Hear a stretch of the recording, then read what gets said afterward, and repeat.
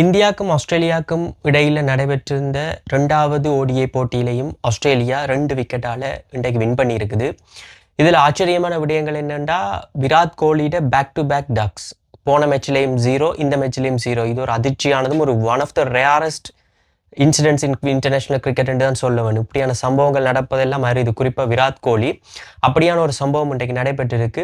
குறிப்பாக இந்த 2வது மேட்சானது அடிலேட் ஓவல் ஸ்டேடியத்தில் நடைபெற்றது. இந்த அடிலேட் ஸ்டேடியத்தை பற்றி சொல்லணுமெண்டா இது one of the greatest pitchers இந்த இன்டர்நேஷ்னல் ஸ்டேடியம்ஸ் என்று சொல்லணும். ஏனென்றா இது பேட்ஸ்மேனுக்கும் அவ்வளோ ஃபேவராக இருக்காது, போலர்ஸுக்கும் அவ்வளோ ஃபேவராக இருக்காது. ஒரு நடுநிலையான ஒரு பிச்சுன்னு தான் சொல்லலாம் பொதுவாக. அந்த விதத்தில் இந்த ஸ்டேடியம் இந்த பிச்சில் இன்றைக்கு டாஸில் வின் பண்ண இந்தியா முதல்ல பேட்டிங் எடுத்தது.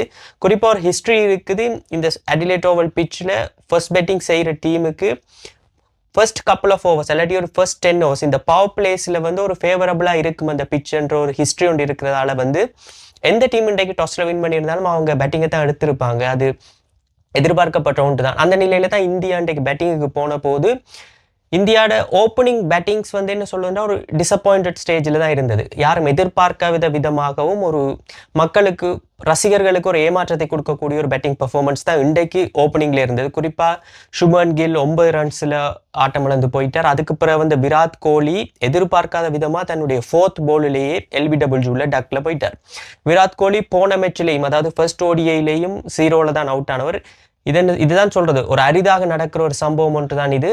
இதற்கு முன்னர் விராட் கோலி எப்போ இப்படி 0ல் அவுட் ஆயிருக்காருன்னா அது நடந்து கிட்டத்தட்ட ஒரு 11 வருடங்கள் ஆகிட்டு. கடந்த 2014ஆம் ஆண்டு தான் விராட் கோலி இப்படி பேக் டு பேக் டக்ஸில் அவுட் ஆயிருக்கார். இந்த 280க்கும் அதிகமான ஓடிஐ விளையாடின விராட் கோலியோட கிரிக்கெட் வரலாற்றிலே இதுவரைக்கும் மொத்தமாக இந்த 2 டக்ஸையும் சேர்த்தா 13 தரம் தான் 0ல் அவுட் ஆயிருக்கிறார்.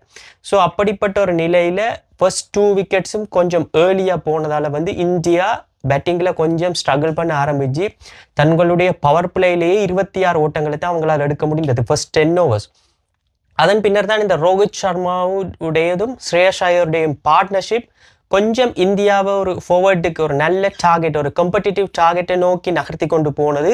அந்த நேரத்தில் தான் மிச்சல் ஸ்டார்க் ஒரு கீ விக்கெட், ரோஹித் சர்மாவோட விக்கெட் எடுத்த பிறகு அதுக்கு பிறகு ஒரு ரெகுலர் இன்டர்வல்ஸில் இந்தியாவோட விக்கெட்ஸ் போய் கடைசியாக 49.5 ஓவர்ஸில் 264 என்ற ஒரு டார்கெட் 264 தான் இந்தியாவால் எடுக்க கூடிய ரன்னாக இருந்தது.